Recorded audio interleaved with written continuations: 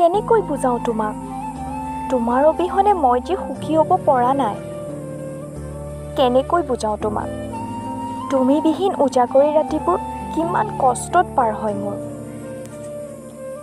কেনেকৈ বুজালে বুজিবা তুমি? তোমাৰ সুখতে যে মই সদায় সুখী আৰু তোমাৰ দুখত তোমাতকৈ মই বেছি দুখ পাওঁ। তুমি অবিহনে যে জীৱনটো আগবাঢ়িবই নিবিচাৰে। মোৰ সপোনবোৰ যে তোমাৰেই নামত। তুমি অবিহনে যে মোৰ শব্দবোৰ আধৰুৱা। কেনেকৈ বুজাম তোমাক? মোৰ জীৱন কাহিনী যে তোমাতেই আৰম্ভ আৰু তোমাতেই শেষ হ'ব খোজে। সেইবাবেই কওঁ,